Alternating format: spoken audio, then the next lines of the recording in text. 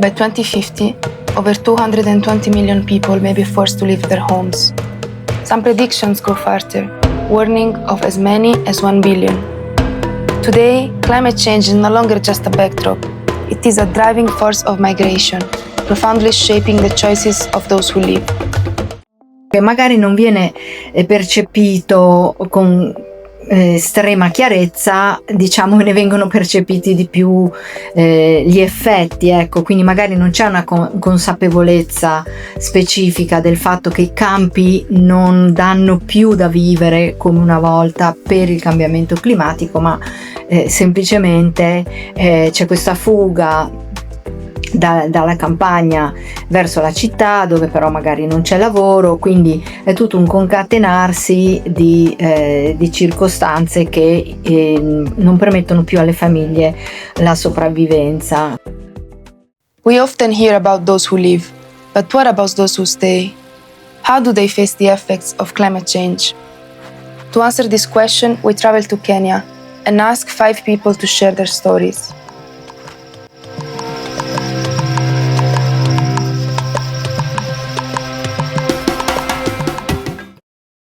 My name is Julius Nabwin Lokuruka. I come from northwestern part of Kenya, to be precise, Kakuma in Turkana region, and we are many, both the host and the refugee. Kakuma host the refugees, and who are coming from Sudan, coming from Uganda, Burundi, and Ethiopia, and even Eritrea. The climate in Turkana is hot. The degrees can rise from 38 to 42 sometimes, and also it brings the issue of avid climate change, whereby the normal kind of rain that we used to get maybe around April, end of July, and December mostly, currently we are not experiencing, and it has brought a lot of negative effects to the community. Lack of water, anger issues, now causing criminal activities to come in, and a lot of destruction. Kenya, in East Africa, has in recent years been severely affected by climate change. Rising average temperatures and increasingly extreme, unpredictable rainfall are having a direct impact on agriculture, food security, and water resources. My name is Assumpta Mukale. I'm from Makueni County, Kenya. I am a founder and CEO of Young Farmer Solutions. It's a youth-led initiative which is dealing with things to do with climate, agroecology, food sovereignty, and soil degradation, and bringing back the biodiversity. Climate change is really affecting our community, mostly where I come from, because we're affected very badly by floods. We are also affected by drought, the wildfires, and human-wildlife conflicts. A domino effect that worsens existing dynamics and amplifies inequality and social hardship. That sometimes when there's no water, enough water, women go look water at a far distance, so they are being raped just because of water. My name is Eunice Muyungi. I work here at Feminist Center as a project officer under Women, Climate Action and Livelihood Development. And my name is Terry Anna Woor. I work here as the pillar lead for Women's Climate Action and Livelihood Development. Here, this is the Feminists for Peace, Rights and Justice Center, a women's rights organization in Kibera, Nairobi County. Kibera is an urban informal settlement that has a lot of issues. There's an issue on urban planning, the way houses are designed and developed. It's very, very densely populated. We have poverty is an issue, gender-based violence is an issue, patriarchy and things like that. But to what extent does climate change affect society itself? Climate change, it's cross-sectional. It cuts across nearly everything. Every single issue that people are facing, you'll find in one way or another, it's affecting us. My name is Kadil Gadhoni. I am a postgraduate student pursuing gender and development studies at Kenyatta University. I am an advocate as well. I can say one of the biggest issues is climate change when it comes to Kenya, because people are continuously just littering. People are just blocking. People just don't know what climate change is. Most affected, even in numbers, are women. But then the effects now become way more in Kibera, that is grappling with a lot of inequalities. As I said, poverty, urban planning, the way our communities design, the way our houses are.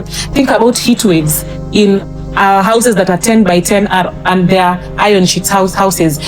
If you are financially stable, it's easy for you to bounce back from the effects of climate change. Say, for example, if Eunice and I were affected and our houses were probably demolished by floods, if I have financial capability, I can move on to a new house tomorrow. But if she doesn't even have, like financial muscle, now the cycle of violence just continues. It's like another compounding inequality that is added and things like that.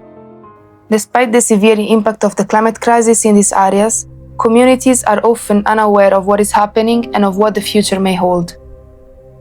A lot of women do not know that climate change exists, that it impacts their life, it impacts their reproductive health, their safety as women and things like that. Most people won't realize that the issues that they are facing is because of climate change. People are now getting aware through youth campaigns and whatever the advocacy issues that we are doing as young people to educate them or give them awareness about what is happening with climate. To adapt to the effect of climate change, communities need the right tools. This is why the local associations and NGOs we spoke to are investing in education and training, equipping people to build more resilient communities. I came up with an NGO registered in Kenya in 2024, whereby now so that I can address the issue of peace and conflicts in Turkana. Also, apart from peace, I also found it's good I do about economic empowerment, so that people can be busy to support each other in terms of business, in terms of now bringing the ideology of if the job is not there, somebody can be a job creator, whereby he can do a business that can support his family and the rest of the livelihood activities within himself or herself. And also for the youth, I decided to do the youth empowerment because we have many the refugees and the locals who are the youth, and many of them are idling around and they don't know what to do. So the empowerment activities to them is really something that gives them the leeway to understand who they are, their potential kind of aspect, and what they are able to realize for themselves. Fourthly, I came into an idea of creating the issue of environment conservation. Now, many trees have been cut due to increasing population, and we see that environment conservation, whereby trees can be planted, and also climate smart agriculture, the short-term crops, whereby that is the sorghum, scales, we call it sukuma wiki in the Kiswahili language in Kenya. So we find it simple, so that now they are able to at least get some short-term food that is within 3 months.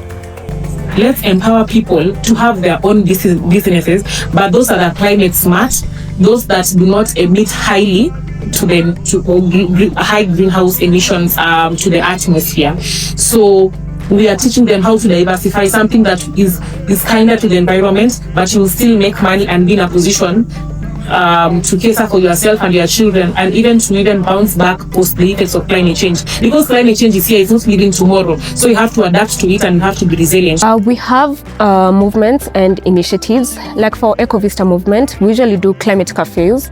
And for climate cafes, it's where we go to the grassroots levels.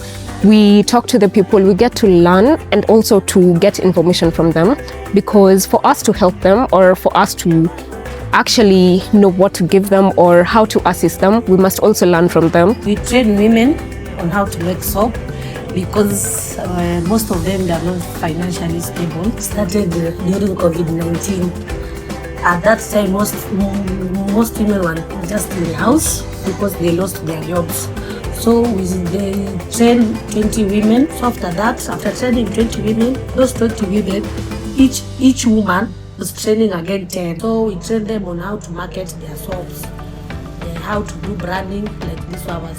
We have already trained on how to market and also how to do branding. But also what we are very specific about is teaching women, particularly because we are a women's rights organization, on the realities of climate change, that it exists, how it affects them, what they can do, and just for creating community solutions that they feel like they are involved and it comes from them.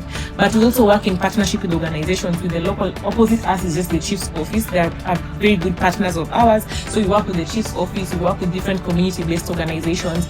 We are working swiftly to mitigate the climate change so that it can suit, we can have that resilience. We can feel that we are resuming the new norm after it has affected us. We should just stay and let things happen. We have to do something as young people. So the agroecology comes in whereby it is really improving. It's a way of using the traditional farming systems, the climate smart agriculture methods to improve soil health, food sovereignty in a way that I can use a very small piece of land to propagate so much and maximize production as generating the income while boosting the economy of the area. Yeah. There is no climate justice without gender justice. And I think it's just time to do the work. Climate change affects everyone, but not in the same way. Africa contributes less than 4% of global emissions, yet it is among the regions most affected. Longer droughts, lost harvests, forced displacement. Those least responsible are paying the highest price.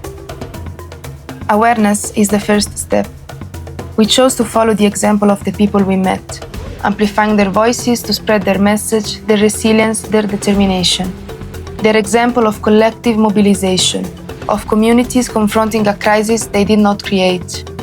This is not just an environmental emergency, it is a structural injustice. Individual efforts are not enough. Local organizations are not enough.